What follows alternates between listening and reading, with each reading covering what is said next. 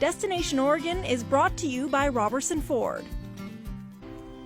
The building dates back to World War II, but inside one of Prineville's longest established restaurants is all about the logging and cowboy history of Central Oregon. For this week's Destination Oregon, sponsored by Robertson Ford, Mackenzie Wilson takes you to Club Pioneer, a Prineville tradition.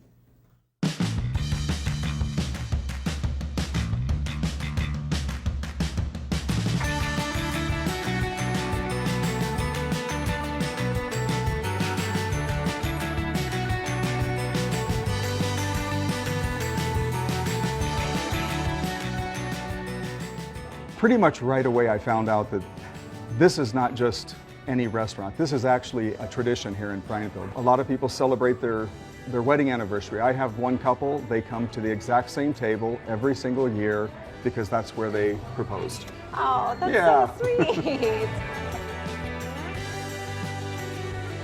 Tell me about your staff. Mary's been here about 21 years. She's one of our lead servers. She works lunches mainly. She comes in, helps out at dinner sometimes. Just a fantastic individual. The other day I had a gentleman come in and he was having a bad day and he's like, well, you know, you're very cheerful.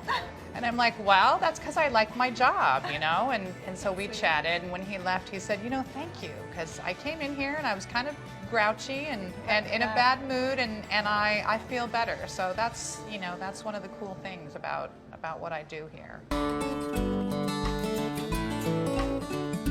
It's a Prineville tradition. I mean, it does. It's right there. Yeah, I mean, this place used to be much smaller.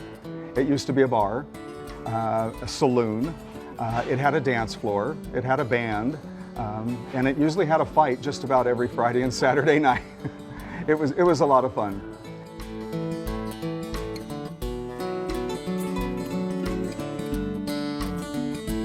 My chef is Chef Troy, and he's been with me for the past 4 years and just does a fantastic job. Graduate of the Culinary Institute of America. All of our steaks are local too, out of Madras, so everything is kept local. I know all my butchers, John and Stan, so I actually know the guys that are cutting my steaks whenever I get them. I get a lot of freedom. I can do a lot of the things that I want to do, and my hands aren't tied. Our big things here are really our steak and seafood. One of our main items, we do prime rib every night. It's got to be the same every time, no matter if we're putting out 200 plates or if we're putting out 50 plates. It's got to be the same every time, whether we're busy or slow. What I'm trying to do is honor the past, keep it a great steakhouse, a great place for people to come and enjoy a dinner out, but also looking toward the future. Troy and his team, they kind of take traditional food and put a little bit of a twist to it.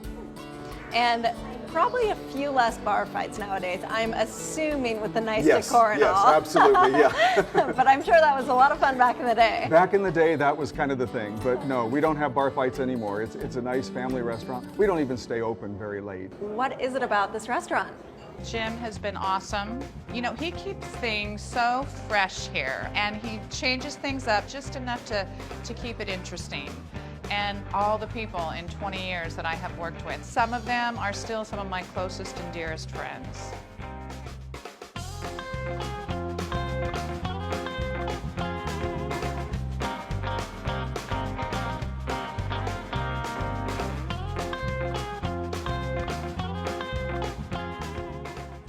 So do you remember this arrow story then that I've heard about? The bow and arrow story? Oh, we all know the bow and arrow story. That picture, when I bought it, it hang up there, put on that back wall, because this was all bar, and that was the dance floor. So the band sat in front of the dance floor. So we've done a lot of renovations here. We've put up different lighting and the woodwork, and yeah, it's been a lot of fun getting the local craftsmen here. A lot of work, I'm sure. Yeah, I got to show you a fun thing in the bar over here. Okay. Local legend, and actually I think it's pretty true because I've met the guy who did it. If you look at the painting right here and the guy with his ear to the back, you see the hole there? Uh-huh. Well, I guess there was a guy who came in here one time and shot his bow and arrow right through the dining room, right past the band, and the arrow landed in the painting. What? Yeah. Was he trying to attack someone? You're just getting a little rowdy on a Friday night. Just getting a little rowdy on a Friday night. The first time I heard the story, I had heard that he came in on horseback. Quite a history there. Thanks to Jim for showing us around Club Pioneer, and a special thanks to our Destination Oregon sponsor, Robertson Ford, for giving us the time and resources to show you the most beautiful and interesting places across our state. We'll be right back.